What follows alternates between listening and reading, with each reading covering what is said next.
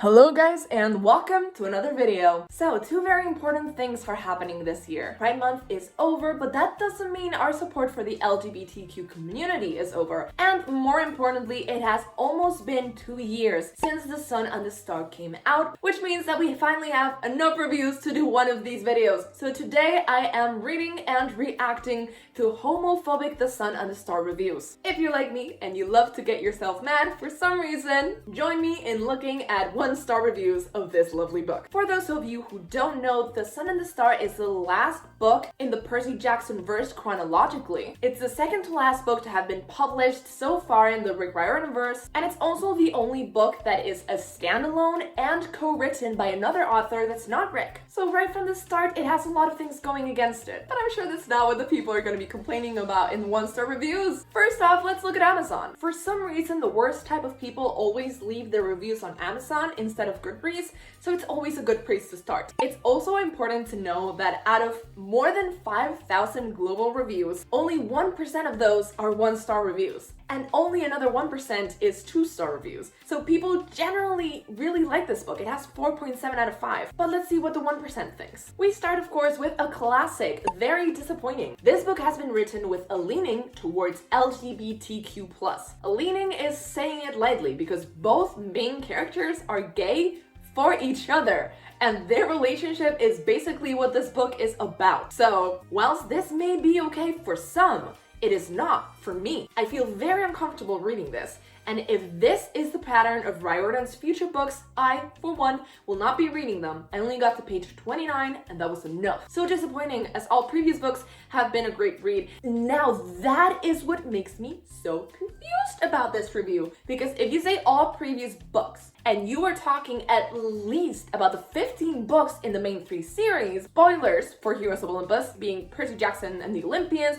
Heroes of Olympus, and Trials of Apollo, if you've read those main 3, yes, maybe there's no gay people in sight in Percy Jackson, but Nico comes out in the House of Hades. And in the Trials of Apollo, he is, spoilers, already dating Will, which we see all throughout the books, but specifically during the first and last books, because that's where he shows up. So yes, we already know that they're dating. What do you mean you haven't seen it before? Have you read the Trials of Apollo? Because besides Will and Nico, Apollo is a raging bisexual, and a lot of his encounters with old generals or emperors or whatever is like, yeah, I had a complicated relationship with that guy. So he's not even shy about it. The protagonist is bi, and everyone in the world knows that. Not to mention Greek mythology in general is gay as hell, so why are you surprised that there's 2 little gay boys in this book? Or are you just complaining because there's more than gay characters, there's like a non-binary character, and that maybe that is one step too far for you? Is that what you're complaining about? And I wonder, have you read Magnus Chase? Because maybe that first book isn't too gay, but all the others are. They're very, very gay. Magnus Chase and the Trials of Apollo are Rick Riordan's gay series, and I love them. But I have a feeling that you wouldn't if you have read them. Good story, but ...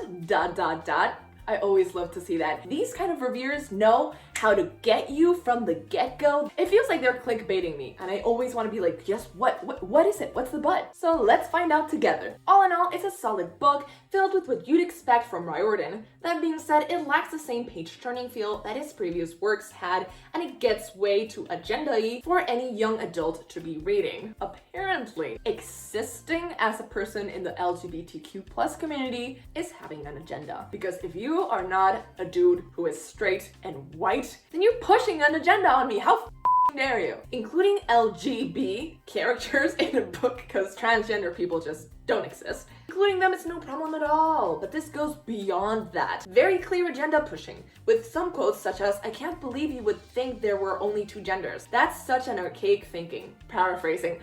If you're paraphrasing, don't put it in quotations. If you are going to quote the book, because if you hated it that much, you should have like underlined it or something. And a character having an opinion which may or not be correct is not pushing an agenda. It's just a character having an opinion. Is the message of the story, yes, there are more than 2 genders? No, it's not. It's a comment by one character who's not even a protagonist. So you can't say that's pushing an agenda. That's just a side character having an opinion. Tell the love story, bring us along on a fun journey, but cut the agenda crap. We just want to read a good book. It's always funny to me that a lot of people are like, okay, I can accept people being gay, but I draw the line at people being transgender or gender fluid. I can excuse racism, but I draw the line at animal cruelty. You can excuse racism. You know it's gonna be a good review when the title is Not in This House. Book arrived on time with no damage. Thank you, Amazon. However, I did return the book because it promotes homosexuality, and me and my 12-year-old were not comfortable with the content. Very disappointing. You know, what's disappointing is the fact that 35 people have found this useful. What do you mean your 12-year-old was uncomfortable with this? Your 12-year-old is probably uncomfortable with this because you are uncomfortable with it, and they have grown in an environment where being gay is something shameful, something to be embarrassed or uncomfortable about. So obviously they're gonna mirror your response to it, and truth be told, I actually have trouble actually believing that the 12-year-old was uncomfortable. Sometimes it's just a parent that's uncomfortable and they're like, okay, we're uncomfortable. And it's always the parents leaving the reviews, never 12-year-olds. And yes, there are 12-year-olds who have Amazon accounts. We have reached that point in the world. What the Someone says product information incorrect. I bought the product thinking that this is the novel, but it's a costly notebook. Don't buy and waste your money. I'm very confused. Amazon kind of sucks because a lot of these reviews are, yeah, it was completely damaged. Even my ebook wasn't working correctly, and I don't know how that would even happen. This one person is just like, terrible book. Rick has abandoned his storytelling ways. I'm sure you wouldn't think that if you read Chalice of the Gods. So it's either because you truly don't like that it's co-written and that you can tell, or it's saying something else. Overall, I'm happy to see that there aren't that many homophobic reviews here. Most of them are just complaining about Amazon. Someone else said, I don't know. It wasn't very Percy Jackson-ish. Like, I'm bi and I understand the need for representation, but I just think there was too much in this book. Like, there was a good bit of plot convenience, too much backstory, way too much romance, and understanding and serious psychological realizations for 15-year-old boys. The time was inconsistent, and overall, I just think Will wasn't realistic. He was too airheaded and kind of odd, and Nico's character changed completely, like kissing Bob on the temple, not in character. Honestly, from what I've seen, a lot of people just think that Nico exists in a bubble, and the character that we got in The Last Olympian and The Battle of the Labyrinth is how he should always be. Keep in mind, Nico was very young when that happened, and he had just been through a lot of traumatic circumstances, so it makes a lot of sense that now he's more comfortable and he feels safer, that he would regress to his original factory settings personality, which was being a very kind, open, very generous and tender kid. That rough exterior that you guys know and love was born out of the sadness that came with losing his sister and the bitterness that came from hating Percy. But that's not what Nico is. That's not all he is. He's so much more. And now that he's finally at a good place in his life, he can explore other aspects of his personality. And we're gonna be seeing a lot more of Nico like we got to see him in the first book, The Titan's Curse. Overall, I think it read like a Wattpad fanfiction, but with proper punctuation and fancier words. That is an insult. If you're gonna compare this to fanfiction, at the very least, compare it to fanfiction.net or Archive of Our Own, because this is nowhere near Wattpad levels, okay? You don't know what the hell goes on in Wattpad, and you don't want to know. No real plot, a lot of romance for no reason, bad jokes, inconsistent with the world. Why did they make everyone queer? Like, I am no, but I was like, this is so forced. What would you do if when you're okay, so he said yes would go? I don't know what you mean there, babes. Not impressed with all the lovey-dovey.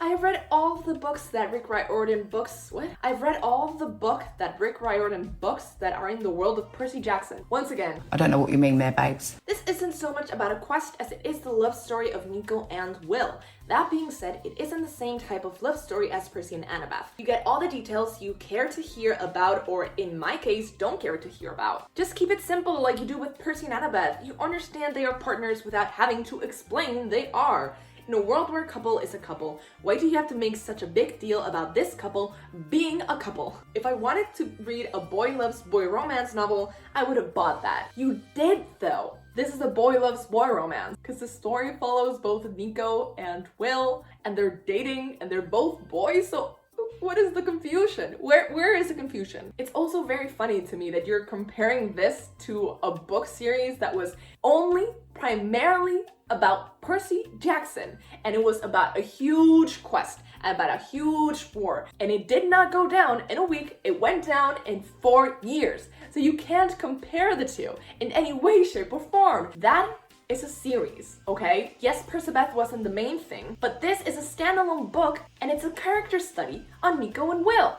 So of course it's going to be more romance-centered. That's just the way that it is. You can't compare it. I'm sorry, you can't. Approach with caution for younger readers. While the other stories have had romance between characters as more of a side plot, the focus on the romance between Nico and Will in this book seems to be the central focus of the book. I bought this book for a 9-year-old Percy Jackson fan, but was disappointed to find it is not age-appropriate subject matter, despite Amazon having listed it for 9 to 17 years. I'm offended.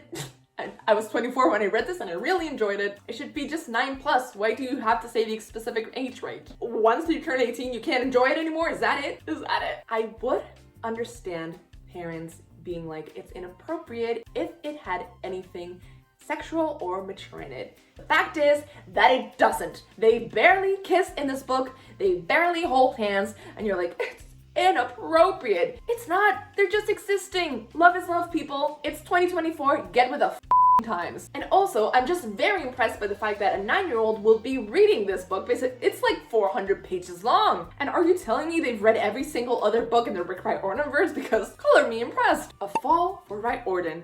Books are losing the charm they once had for a political agenda. I'd focus more on storytelling and less on social idealism. Idealism? I don't care. I hate the term agenda. It doesn't mean what they think it means. You keep using the word. I don't think it means what you think it means. This isn't a homophobic review, but I'm very interested in the last part of it. Also, I assume there will be a Jason Isn't Dead book coming up at some point, and that's fine. Do you assume that?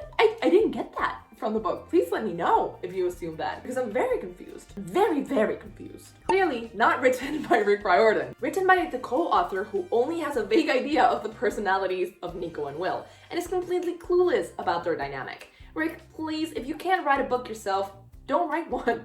I'm sure you don't wish to do a disservice to all the many Solangelo fans like me who've waited for this book only to find it's worse than out-of-character fanfiction. Okay, clearly not a homophobic review, but just thought it was funny. I'm very interested in this because I am going to do a Rick Riordan series marathon soon, which means I'm going to reread The Trials of Apollo and The Sun and the Stars, so I'm going to read them back to back, which means I will be able to tell if they actually feel out of character. Because when I read The Sun and the Star, I had read The Tower of Nero 2 years prior, so it wasn't very fresh in my mind. Romance novel. This book is a romance novel, and not a very good one. It's a slog to get through, especially the front half. The writer seems more interested in pushing the message than writing a good novel. That being said, let's move on to Goodreads. 1 star. If you want Solangelo fanfiction, there's probably better ones on AO3. Here we go. This is how you roast a book. This is how. Because while it hurts, it may be true. But if you say Wattpad, don't know what you're talking about. Holy Okay, 1 star review. This book does not deserve my 10,000 word analysis on how much it sucked. Number 1, the writing sucked ass. So let's just get that out of the way. Number 2, I think if I had read this when I was 13, I would have stayed in the closet.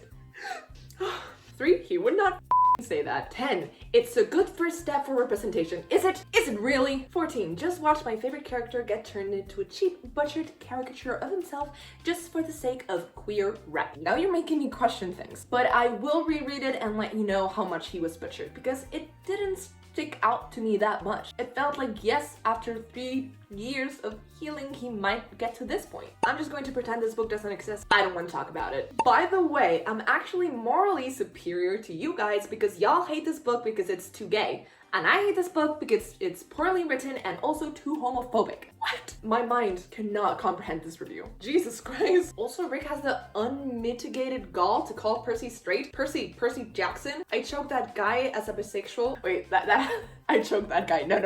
There has to be a comma there somewhere. I choked, that guy as a bisexual at 12 before I even knew what bisexuality was. Clocked. It says I clocked.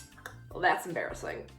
Dyslexia on main. Straight my character assassination. Maybe Rick just got too comfortable that us queer people had claimed Percy. Has Rick ever stated that Percy is straight? That's what I'm confused about. Like, I think that he is, canonically, but has Rick ever said the words Percy is straight? Because for straight characters, They never say they're straight, they just have straight relationships, and that's enough. For gay characters, they always have to be like, oh, by the way, I'm X, Y, or C. But for straight people, it's just the default, so they never say anything. So I'm confused. Just go to AO3. This book feels like fanfiction, the kind on fanfiction.net, not AO3. No fanfiction.net slander in this house. Like, it's not as good, but it's still good. Like, there's some really cool Hobbit fanfiction out there. I really liked Killian Tariel, okay, don't judge me. The leaked chapters read like a particularly talented 8-year-old wrote them, which is to say they're garbage. No teenager talks like that, and I have to say I'm disappointed that Riordan chose to write this cash grab with a particular average author rather than actually exploring the other sides of his generally interesting universe like the Norse or the Egyptians, which only have a trilogy each,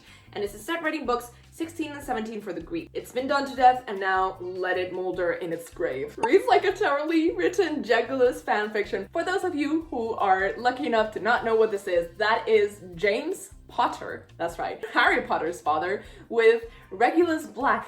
That's right, Sirius Black's brother. Now, I do not ship this ship at all. I'm a big Jilly shipper. That's James and Lily. I resent this comparison. No, seriously, I've read an AO3 fic better than this. That is not saying much because there's a lot of great fics on there, okay? I am an AO3 apologist because they've never done anything wrong. Rick, honey, I don't know what you're going through right now, but if you're okay, send us a sign. I want to start by saying the original first 5 Percy Jackson books are one of my favorite series ever. This one was a mess. This is as bad as the musical Hadestown, a severe insult, I guess. I love that they've had to explain it to us. If your relationship is causing this much drama, end it. Nico is a pygmy boy. The only characters for whom I was rooting were the monsters who kept saying bro. I used to love Nico and Will's relationship, but this book made me root for them to break up. Will deserves better. People lost a lot of faith in Rick after writing this. I think he's meant to write books by himself. Even though he forgets a lot of his own content and his story has a lot of plot holes, he knows his material the best and his characters the best, so he should be the only one writing about them. Officially, because I love and respect fanfic writers. I swear to God, the word boyfriend is in this book more time than the, and it combined.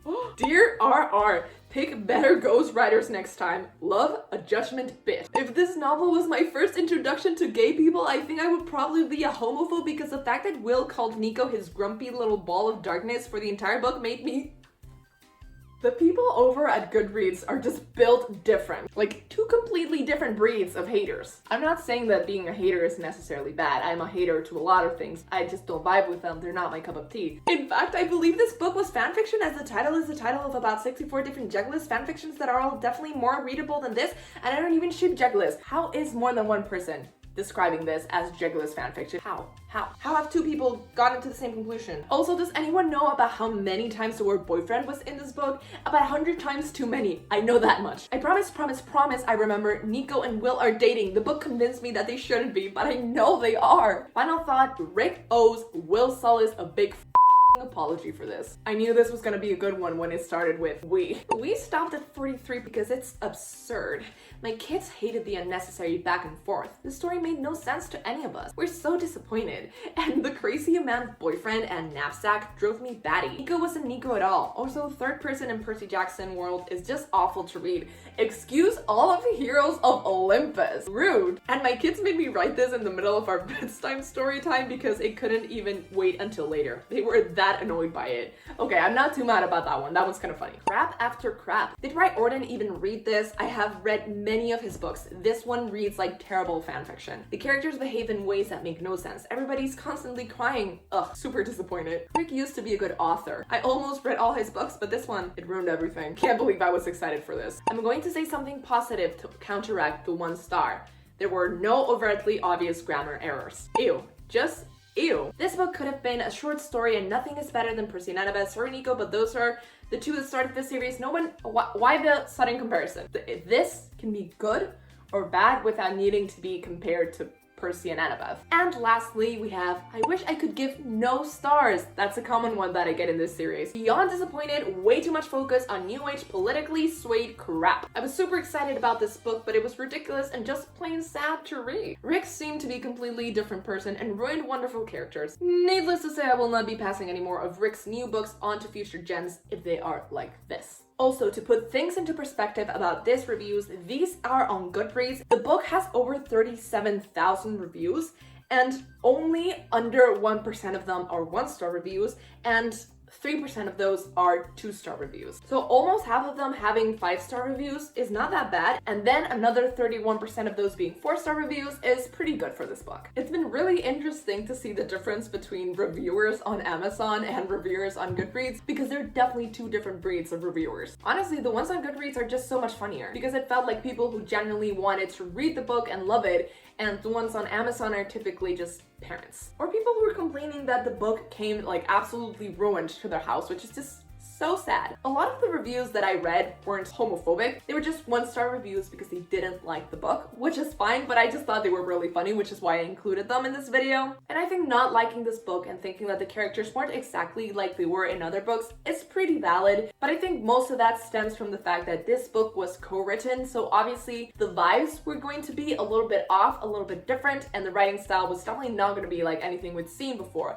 And it felt like each chapter was written by each of the different authors. Overall, I do have to say that the first time and the only time I've read this book, I genuinely enjoyed it. It wasn't my favorite, but my expectations were so low that it exceeded them. So I've had a generally positive experience with this book. I have a whole book review about this, so if you want to hear my fresh in-depth thoughts about this, go watch that. All this to say that I do understand some of the 1-star reviews it got. I wouldn't necessarily say that it's a 1-star read, but if you love Rick Riordan and his old writing, then instead of a 5-star, then I get this being like a 3-star, maybe 2.5 star. I gave it 4 stars, I believe, because I enjoyed it and it was just lighthearted and fun, and it had a fun character dynamic, which is what I wanted to see. It also had some things that I did not enjoy, but once again, having read The Chalice of the Gods, I believe that it's because it was co-written and it wasn't all that Rick Riordan, and Rick Riordan just didn't have all of the creative control over it, but also because Rick Riordan doesn't know Nico and Will as well as he knows Percy, Annabeth, and Grover, so it just makes more sense for him to nail a book about them than it does for him to nail a book about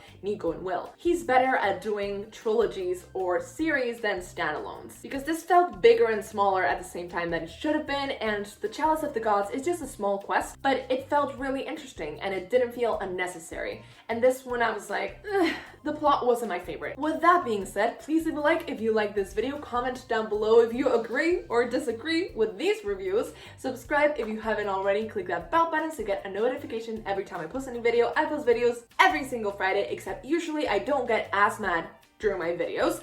And I guess I'll see you guys next time. Bye!